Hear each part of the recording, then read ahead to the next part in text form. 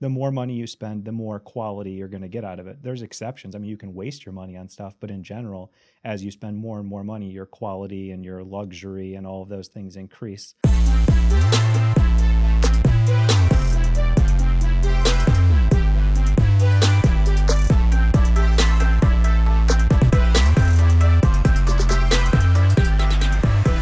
Welcome to Kickin with Kapok. It's Morella and I again today, and we'll be talking about websites. How should we get started, Morella? Well, I guess we can talk about why a small business would need a website. And I think this is one of the most popular topics that we get calls about or emails about. Someone starts a new business or they've been in business for a little bit and they want to know if they really should get a website or if they should take their current website to the next level. Mm-hmm. And the answer is always yes, you do need a website if you are a business or if you are taking yourself seriously as a business. And the way we kind of talk about it and we frame it as the foundation for your business, it is essentially your online face or the platform that allows you to, I guess, manage your brand and your reputation and your image.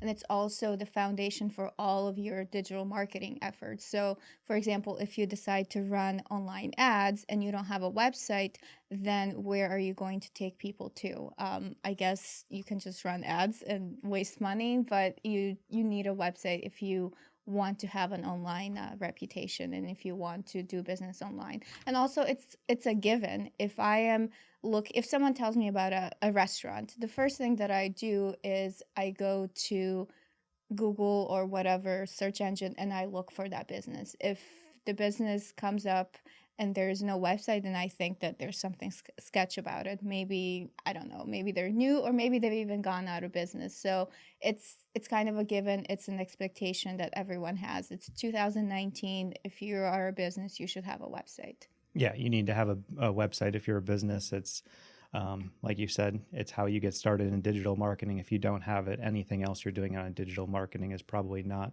going to be that effective, or you're going to be leaving a lot of money on the table. Exactly. And people might think that you're not even real. Yeah, I think we've seen some stats before that, I don't know, upwards of half of people expect you to have a website and judge you if you don't have a website, or if your website doesn't look quite right. If it is that some website you tried to do yourself, but maybe you didn't do enough research or understand enough to make it look professional. Exactly. And if I have never heard of a business or I just learned about a business, I go to the website so I can kind of look at their pictures. If it's a restaurant, I want to look at the menu.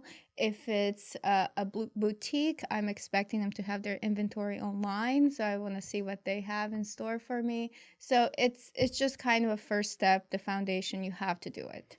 Yeah, and like you said, the word of mouth marketing, when you do tell someone else, and then they're gonna search on Google, and if they don't find your website, then they're gonna think something's up. So it's super important. Mm-hmm. So maybe we should talk about what your website needs. Mm-hmm. So obviously the first stuff is the basics, the name, address, phone number, and you'll see some people on the internet calling this the abbreviation NAP, which is, kind of like an SEO term too, because having that basic information on your website is both critical for people who visit your website, who obviously want to know, what is this business? How do I get to their store? Or how do I call them? So it's important for the person visiting, but Google also uses it to match up your business with where your business is mentioned elsewhere. They look for matches of that name, address, and phone number. And the more often they see that match, the more they're going to give your website a little bit of a boost and think that it's a legitimate, real local business. And maybe we should give them a little bit of preferential treatment depending on what your competitors or other businesses in your region are doing. So it's super important that you get that information correct on your website and make it super visible so that the people visiting can see that basic information and be able to get in contact with you. So once they get that done, I think there's some more marketing type stuff that they should be doing, some branding and maybe the look and feel of their website. What do you think? Yes, obviously you want to have your name and your logo and any type of slogan or mission statement that you have, and that name and logo should match your physical name and logo that you have. You should not have a different personality online from what you are in person. And also you should have some type of a call to action or CTA. Do you want people to contact you for something? Do you want people to go shopping on your website? Do you want people to download a free guide? Whatever the case is, you should have that. And it shouldn't be multiple things. You don't want your website to have just a whole bunch of calls to action, because that will confuse people, and then people will just X out and leave because it's just overwhelming. And but going back to the information that you mentioned about Mm-hmm. having your hours and your phone number and all of that, that stuff should really be up to date. Yes, that's super critical. Recently, I had a little bit of a situ. Actually, it was last Friday. I wanted to buy a gift certificate for my sister, and I went to one of the local spas, and I was expecting them to have certain business hours, which were stated on their website, but when I showed up, they were closed. And I showed up during the hours that their website said that they were going to be open, and I was very upset or pissed off. Yeah. And so that was my first time going to that business, and it was a terrible experience.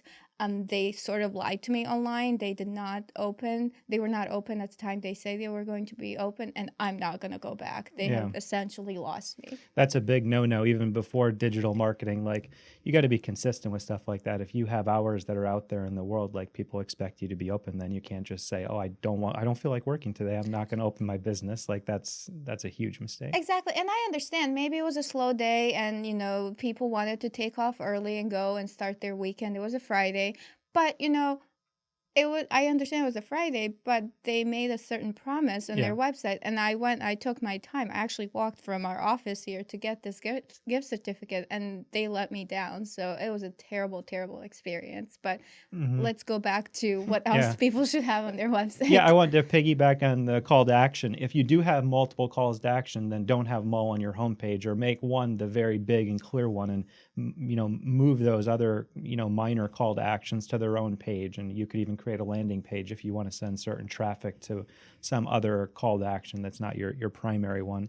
It's just on any given page, you don't want to have conflicting messaging on what you want the person to do next. Yes, that's a good clarification. I wasn't saying that for your entire website you should not have more than one call to action. I was just saying for the homepage, don't overwhelm people with, do this, do that, go here, go there. And then as a visitor to your website, I'm thinking, oh my God, what exactly do you want me to do? Like, how are you prioritizing this? Yeah, and I think this wraps into the next thing we wanted to talk about, which is like the usability of your website, which is both important, again, for people who are visiting the website and SEO. Google, looks at this stuff and sees, especially on mobile, like, are elements too close together? Is it going to be hard for someone to touch their finger on one element and maybe it's going to register as the other one? You want to make sure you have a nice user interface and it's designed well and people understand the flow of your website and the layout.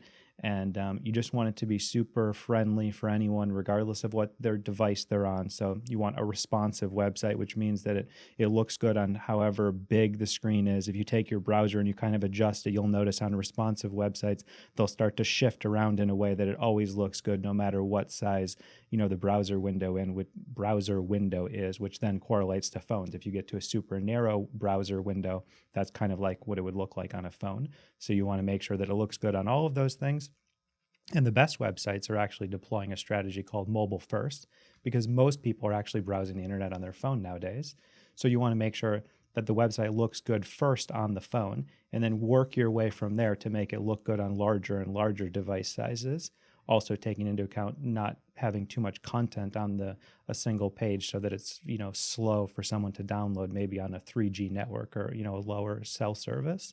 So those are all super important things to consider. You want it to be usable both for the visitor and to boost yourself in Google maybe a little bit. Yeah, essentially, don't make the visitor work extra hard to find the things that they want to find. If you are a restaurant, if someone is coming to your website, they are most likely looking for either your hours of operation or they're looking for a menu. So don't hide your menu from me, especially if I'm hungry and I'm on your website and you have hidden your menu from me and I've had to jump through the hoops, and I will be super annoyed at your restaurant and I probably will not come. Yeah. And it's just, you're making me work too hard.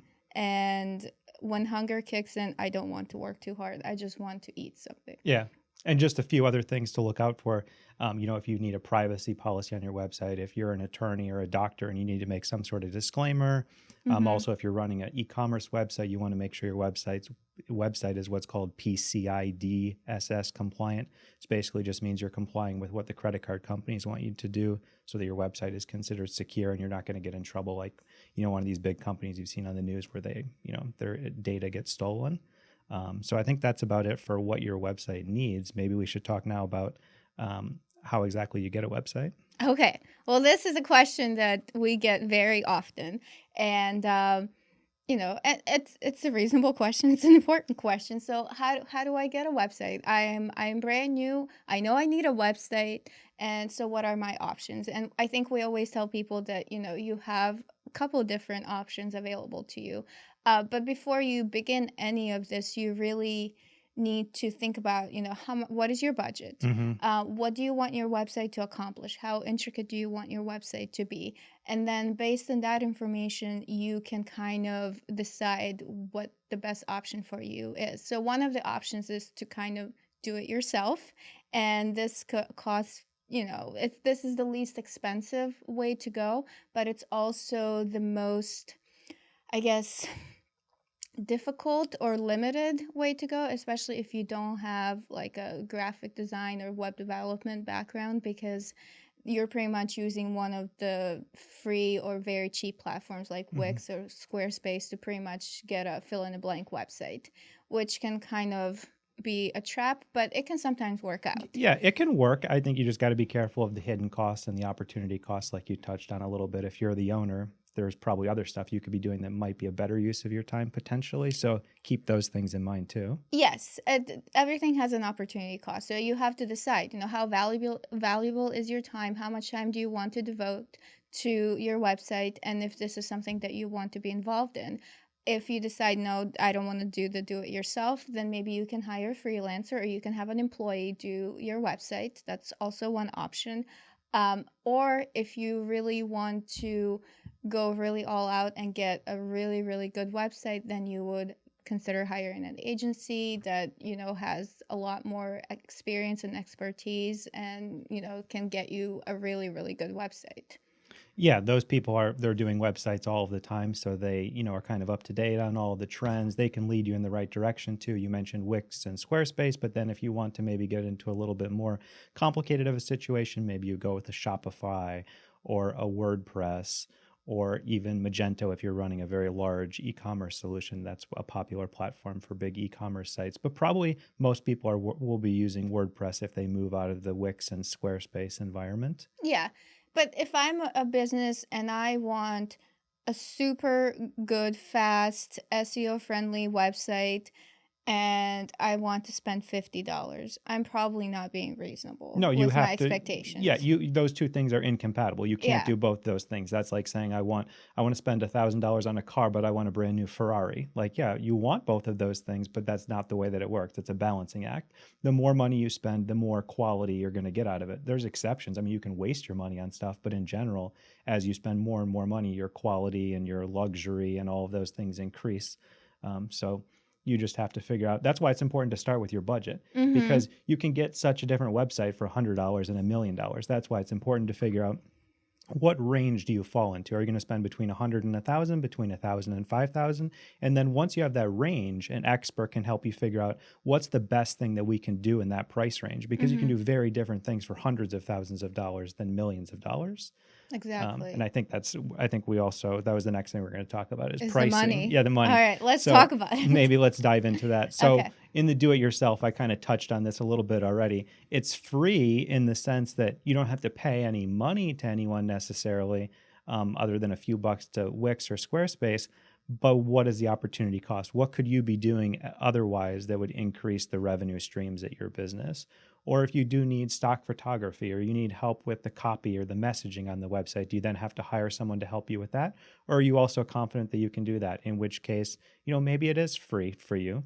other than whatever your opportunity cost is. And the bigger your company is, the more revenue that you are bringing in or that you expect to bring in, the worse and worse of an idea it probably is for you to do it yourself, unless you happen to also be a website designer by trade, and then maybe it is the best use of your time.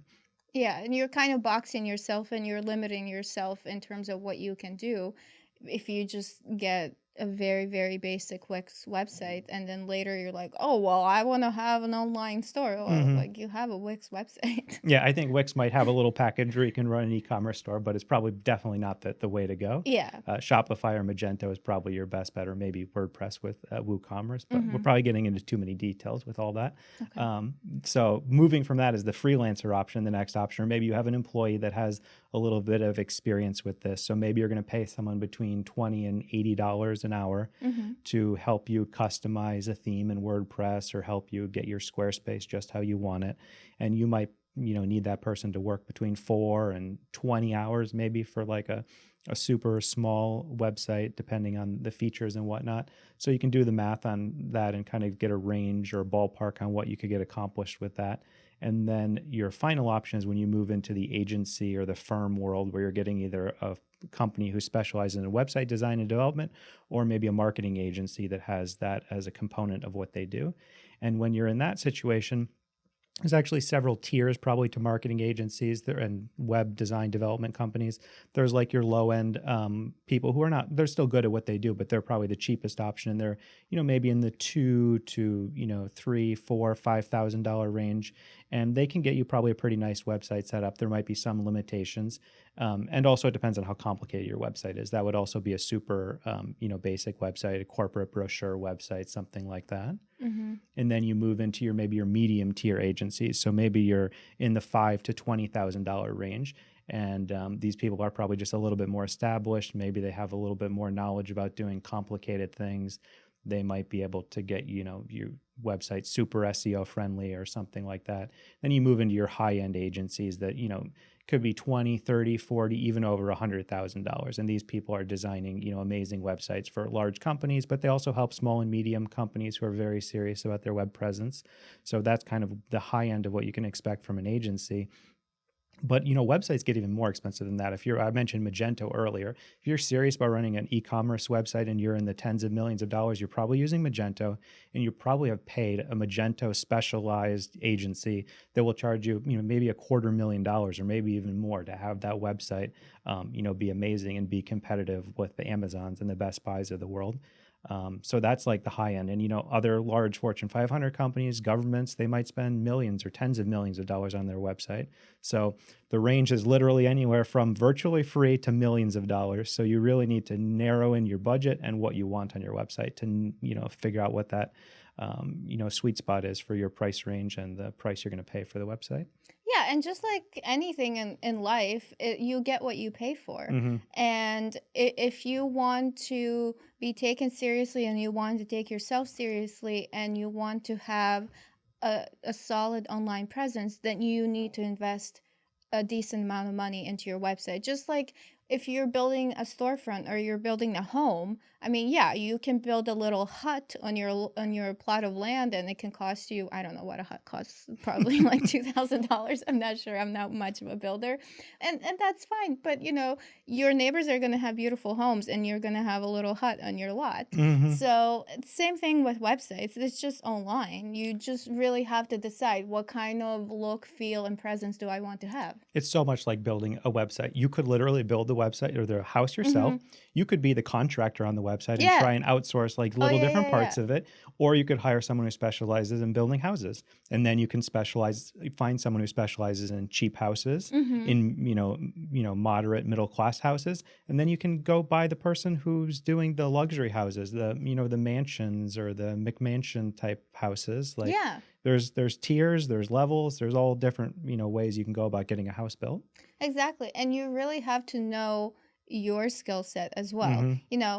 Yeah, sure, I would like to build my own house, and but I know that I do not know how to do Mm-hmm. that. I mean, but like my dad, who's really good at building houses, he builds his own house and that's his cup of tea. He Hmm. doesn't need to hire a contractor. I can't even like build a little Hmm. doghouse in my backyard, so I have to find someone who can do it. I mean, yeah, I can go to YouTube, I can figure it out, but how much time am I going to But spend? what's the opportunity cost on that? You would have to basically give up your job or spend all of your free time learning on YouTube. Oh, how do I do masonry work? How do I pour concrete? How do I frame a house? How do I put a roof on? I mean, you could spend Exactly. hundreds, thousands of hours learning how to build a house, or you could just pay someone and focus on what you're good at your, your actual job. I agree. And is there anything else we should talk I don't about? know. Is there anything else people need to know about websites? I think we went through a lot of stuff. I think I forgot to talk about something in the beginning. I was probably nervous. So I I think when we talked about messaging and branding, hmm I wanted to talk about how it's very important to highlight the why behind your business on your hmm homepage and your unique selling proposition. So when someone comes to your website, it's kind of a no-brainer. They can tell like this is what this company is, this is what they do, this is why they do it. It's very, very important. So I just wanted to mention that. Yeah, that is super important. And if we did miss anything or anyone has any questions or comments about any of the things that we talked about, if you're watching the video, go down to the comments, ask any questions, leave any comments. We'd be happy to respond to anything that anyone leaves in the comments.